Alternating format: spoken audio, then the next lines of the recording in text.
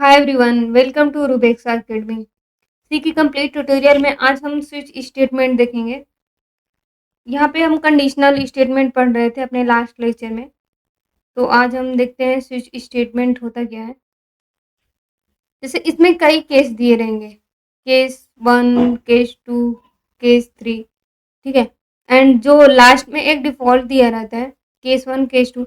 अगर केस 1 से मैच, यहाँ पे हम स्विच हमारा जो इसका इंस्ट्रक्शन होता है ऐसे लिखते हैं, स्विच कीवर्ड होता है, देन उसके अंदर हम नंबर पास करते हैं, या तो वेरिएबल में कुछ भी होता है, स्ट्रिंग होता है, नंबर्स होता है।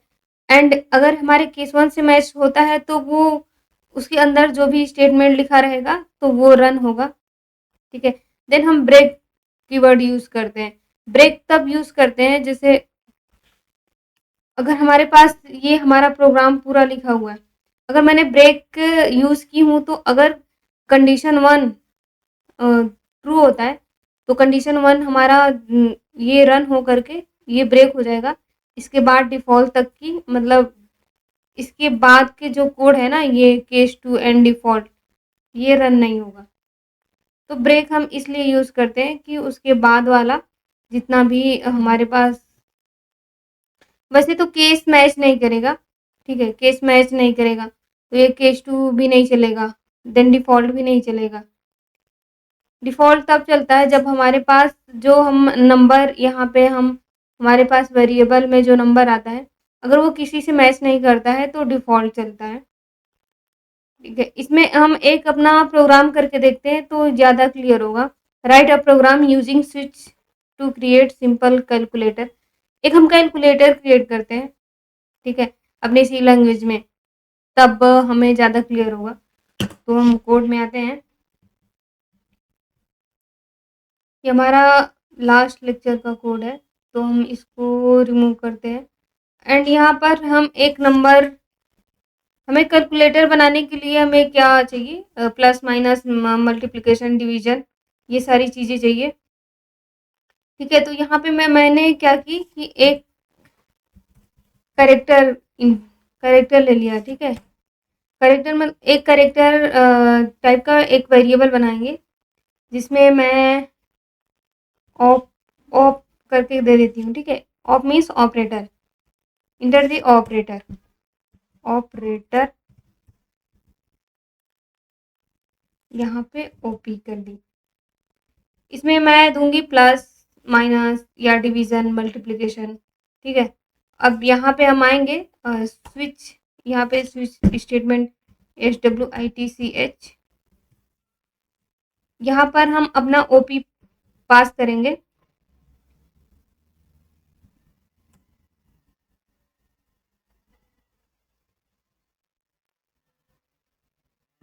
यहाँ पे पैरेंथेसिस लगाएंगे,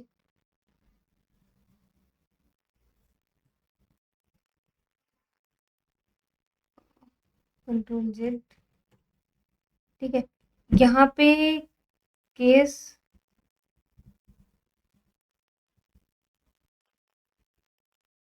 1, जो ये 1 रहेगा ना तो इसको हम कैरेक्टर में पास करते हैं ऐसे प्लस, ठीक है। ऐसे करने के बाद यहाँ पे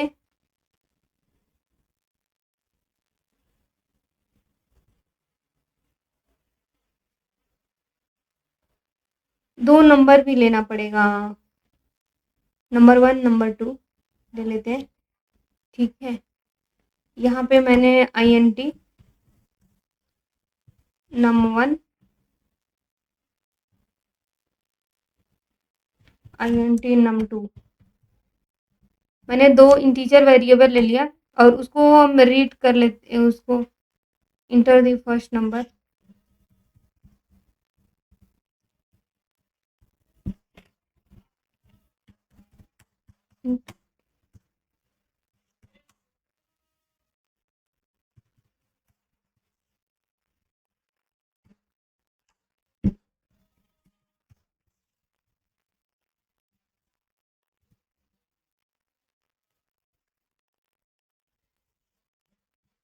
परसेंट सी रहेगा।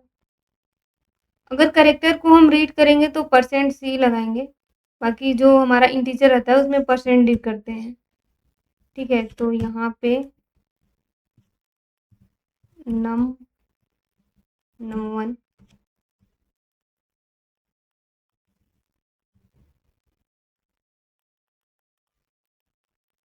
ऐसे इसको अपने नंबर 2 के लिए करते हैं।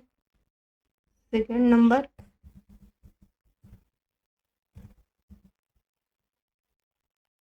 num2, मैंने num1 और num2 में नंबर रीड कर ली। ठीक है, और यहाँ पे हम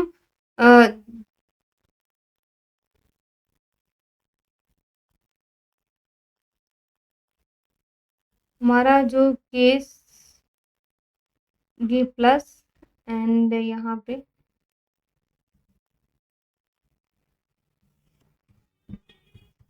num1 plus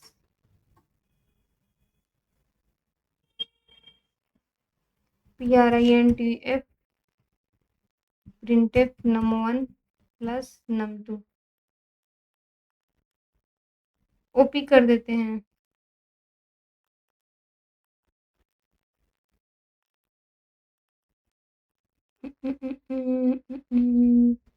no, plus num2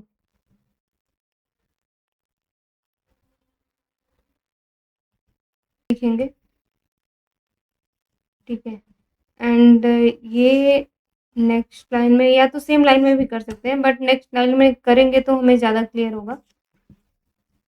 ठीक है, ये हो गया हमारा केस 1 एंड इसको कॉपी करके केस 2 एंड केस 3 के लिए कर लेते हैं।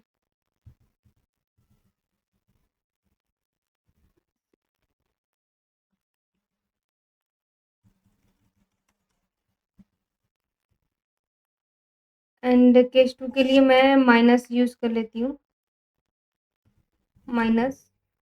तो यहाँ पे मैंने क्या की कि माइनस। ठीक है, एंड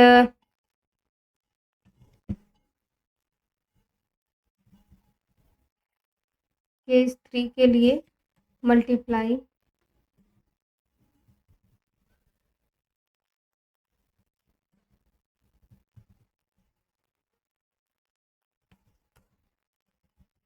एंड केस 4 के लिए डिवाइड।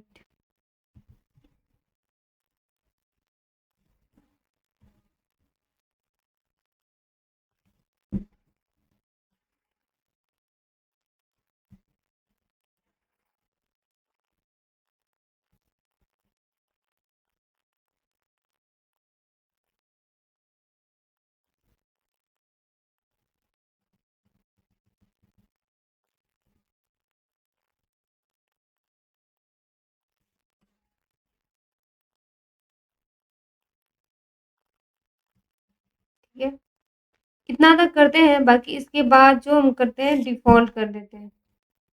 इसमें और भी हम ऑपरेटर ऐड कर सकते हैं, और भी हम कैलकुलेशन करवा सकते हैं, जैसे मॉड का हो गया, बट अभी मैं अपने कोड में इतना ही कर रही हूँ। default default invalid operator print करा देते हैं।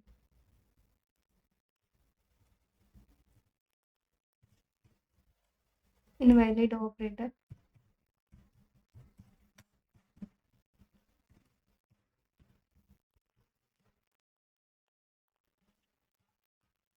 कोड को कंपाइल करते हैं एंड रन करते हैं।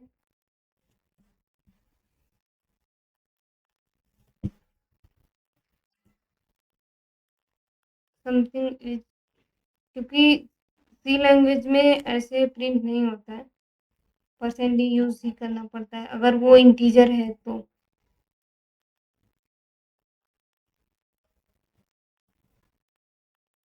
2-3 लैंग्वेज एक साथ पढ़ने का यही साइड इफ़ेक्ट होता है कि हम दूसरे कोड का सिंटैक्स किसी दूसरे कोड में रन कराते हैं, तो एरर आ सकता है। ठीक है, कोड को कंपाइल कराते हैं, देन रन कराते हैं। इंटर द नंबर पूछ रहा है, तो मैं क्या करती हूँ, फर्स्ट नंबर मैंने 2 डाल दी and second number 4। Enter the operator, मैंने मैंने मल्टीप्लाई इंटर कर दी। Team is not recognize of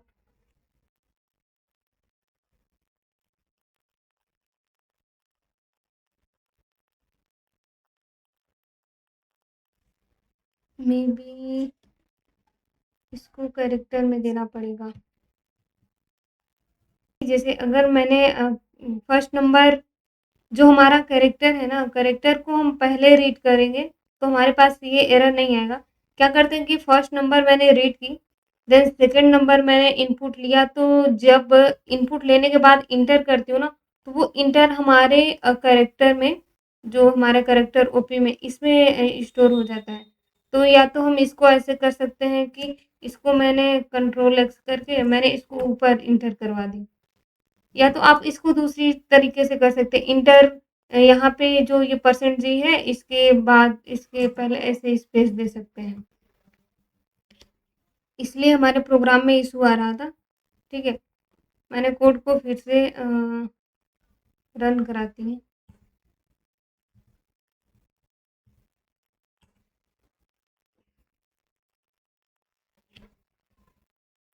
3 sorry मैंने 3 कर लिया।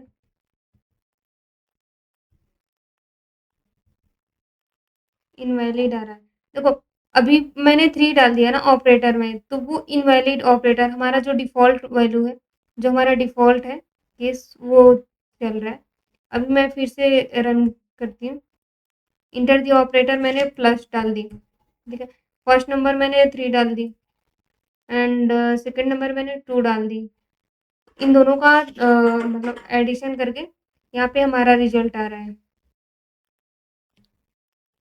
ठीक है, इसमें हमें ये ध्यान देना है कि जैसे अगर नंबर के बाद अगर हम कोई भी स्ट्रिंग रीड करते हैं, तो यहाँ पे कमांड में हम 3 जैसे इंटर करते हैं, तो वो हमारा जो इंटर है वो उसमें कैरेक्टर में रीड कर लेता है।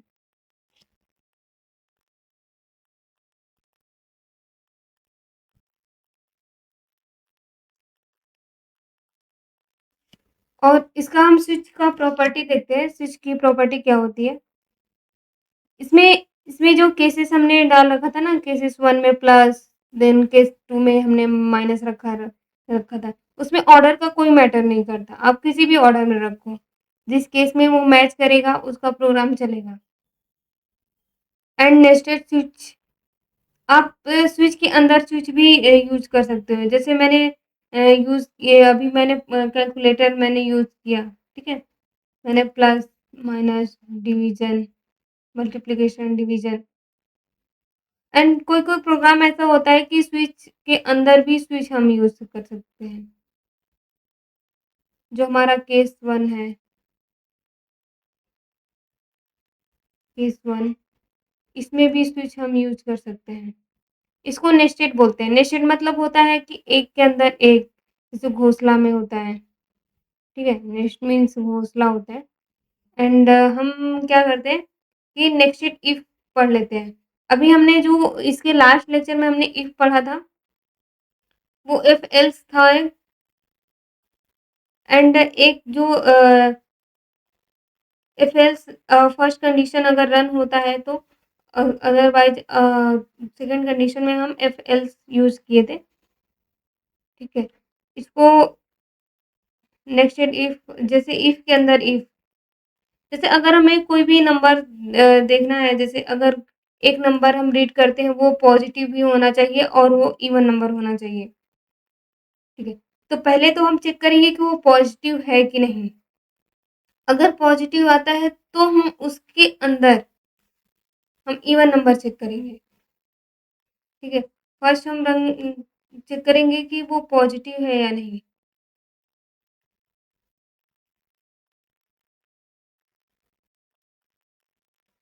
देन इस कंडीशन के अंदर हम आएँगे, देन हम चेक करेंगे कि वो नंबर इवन है या नहीं। तो ये दोनों कंडीशन ट्रू होता है, तभी हमारा वो नंबर होगा वो वैलिड होगा। हमारे जो क्वेश्चन रहेगा उसके अकॉर्डिंग। देखो, इसमें ये लिखा गया, write a program to find a character entered by user is upper case और नॉट। चेक फर्स्ट क्वेश्चन है हमारा, check number is even and positive. मतलब अगर दोनों कंडीशन होगा, ठीक है, तो फर्स्ट वाले में हम चेक करेंगे कि वो पॉजिटिव है या नहीं, देन सेकेंड कंडीशन में हम चेक करेंगे कि वो इवन है या नहीं। इसको हम कोड में करके देखते हैं।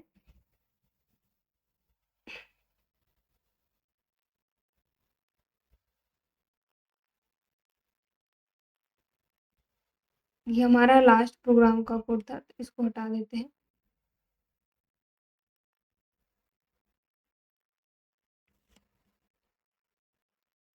एक नंबर रीड करते हैं।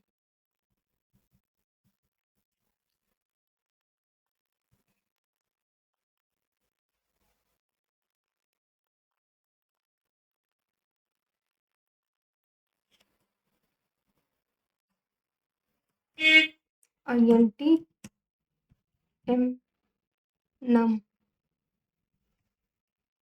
ठीक है, मैंने डिक्लेयर किया और इसको डिलीट करते हैं।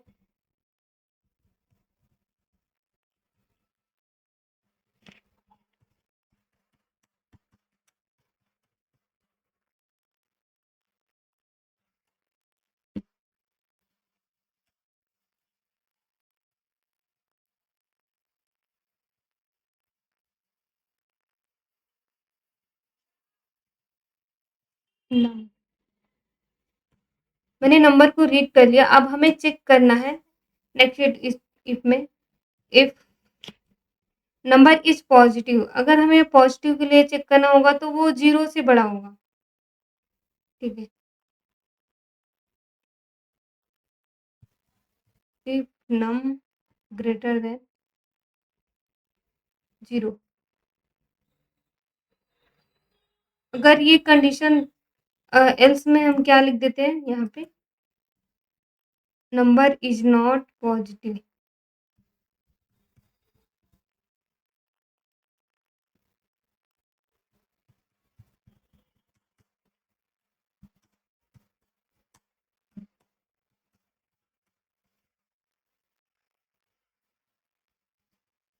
ये हमारा जो एल्स है, अगर हमारा इफ कंडीशन नहीं चलता है तो इसमें जो हमारा एल्स है, ठीक है, तो इसमें प्रिंट होगा कि नंबर इज नॉट पॉजिटिव। अगर वो पॉजिटिव है तो देन इसके अंदर हम आते हैं, देन हम इसके बाद हम चेक करते हैं कि वो इवन है या नहीं। तो मैं क्या करती हूँ, नम मॉड, जो हमारा इवन नंबर चेक करने का कंडीशन होता है, अगर वो 0 है तो यहाँ पे मैं प्रिंट अप करा देती हूँ,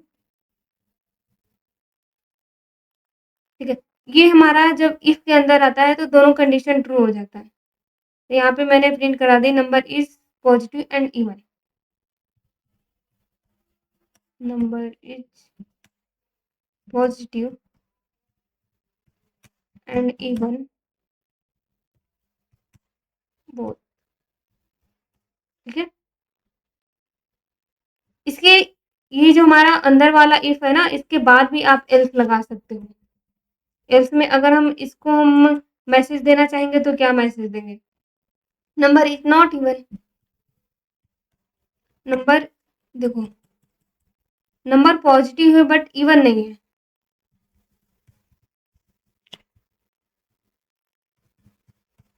number is positive but not even.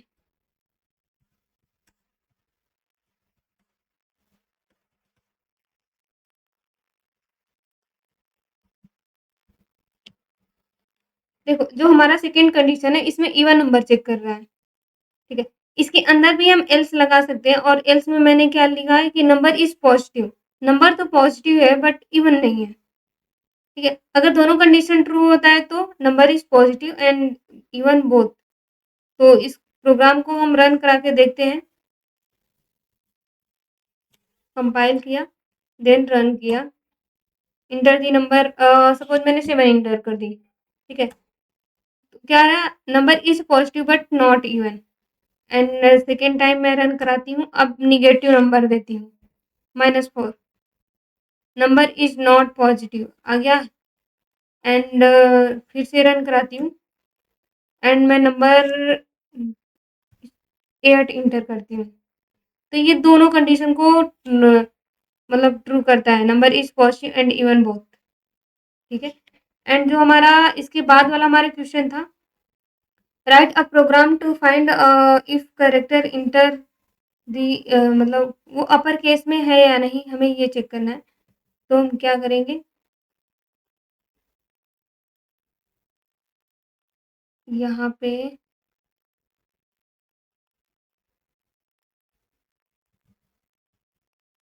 Right a program to find character enter user upper case और नॉट।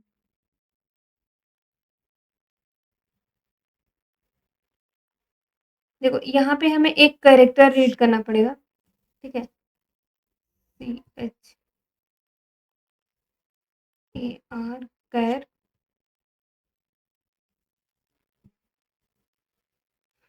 कैर में मैंने वेरिएबल यूज कर ली जेड अल्फा, चेक अल्फा। ठीक है, यहाँ पे inter the alpha with,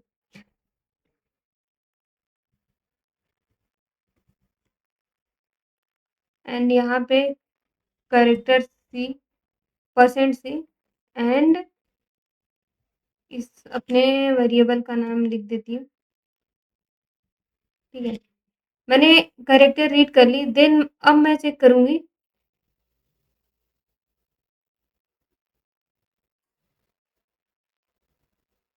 if के अंदर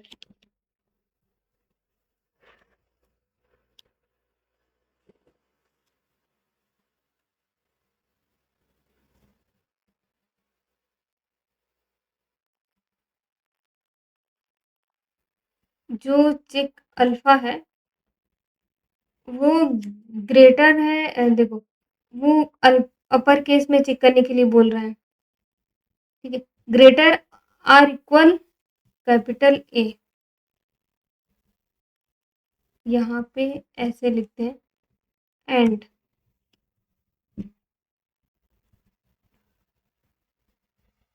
कंट्रोल वी, ये इसे ग्रेटर होना चाहिए आर इक्वल, और जो हमारा जेड होता है less than or equal capital Z,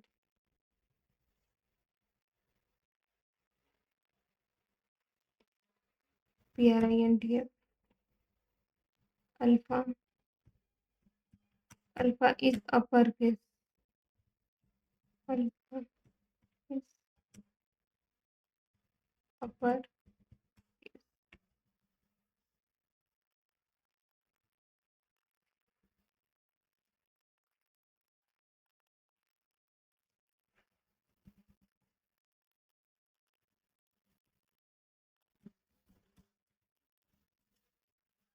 not upper.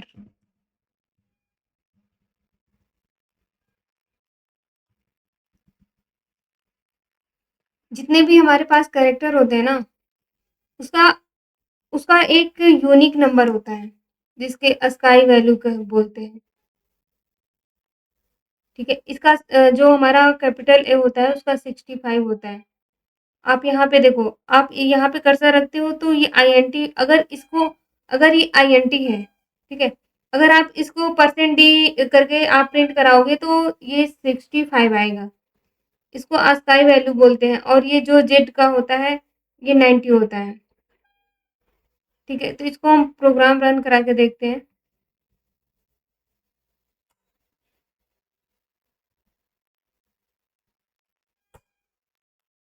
Inter the alpha, मैंने स्मॉल ई इंटर कर दी, नॉट अपर। ठीक है, देन फिर से रन कराते हैं, मैंने कैपिटल एल इंटर कर दी, अल्फा इज अपर केस।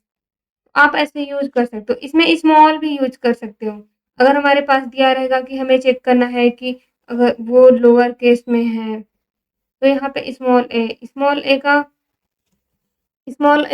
1 कितना होता है, 97 होता है स्मॉल ए का स्काई वैल्यू। ठीक है, यहाँ पे जितने भी कैरेक्टर्स दिए रहते हैं ना, उनका एक इंटीजर वैल्यू होता है। यहाँ पे मैंने कर दी और हमारा ये कंप्लीट हो गया। तो आज के लिए बस इतना ही रखते हैं और मिलते हैं नेक्स्ट लेक्चर में एंड देन कंटिन्यू करते हैं। Thank you.